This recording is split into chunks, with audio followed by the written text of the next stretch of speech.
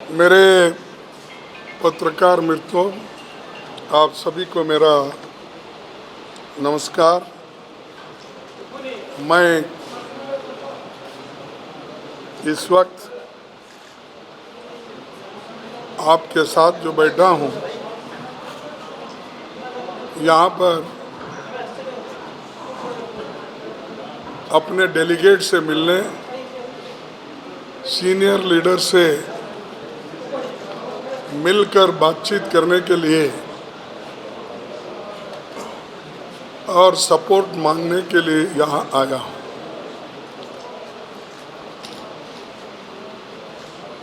मैं जो कैंडिडेट बना हूँ,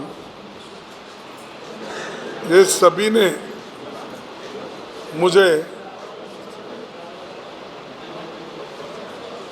एक तरह का प्रोत्साहन देके उन्होंने मुझे कैंडिडेट बना। मेरा बनने का पहले तो इरादा नहीं था। जब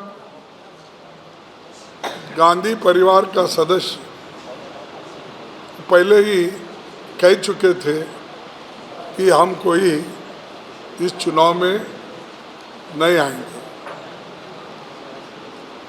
तब सारे सीनियर लीडर्स, डेलीगेट्स, अनेक राज्यों से फोन आने के बाद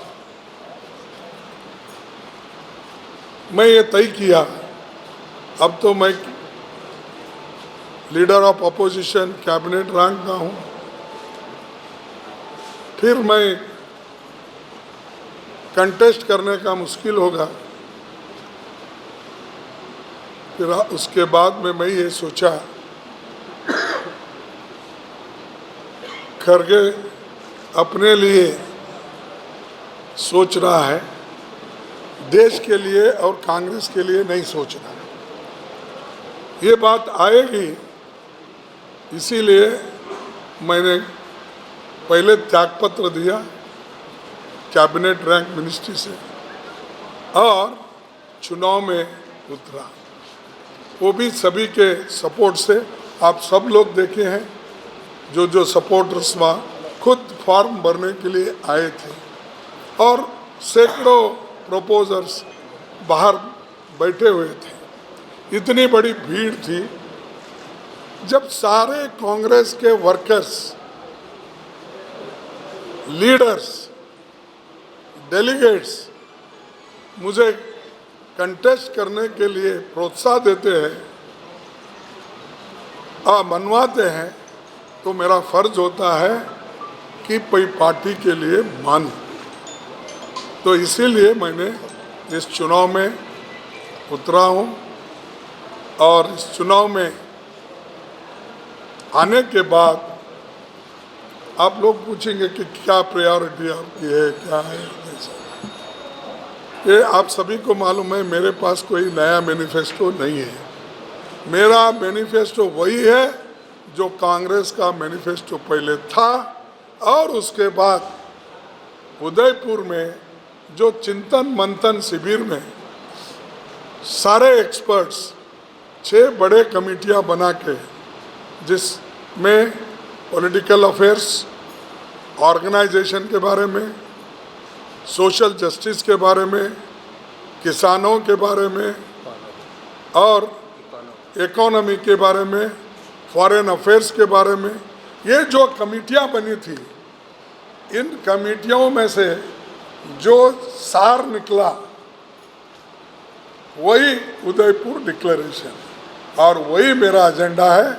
उसी को मैं अनुष्ठान में लाऊंगा और एक एक करके सभी को इम्प्लीमेंट करने की पूरी कोशिश करूँगा। उसमें ऑर्गेनाइजेशन भी है, उसका स्ट्रक्चर कैसा होना चाहिए, युवाओं को कैसा मदद करना चाहिए और बिलो 50 एज उनको ज़्यादा से ज़्यादा प्रोत्साहित करना।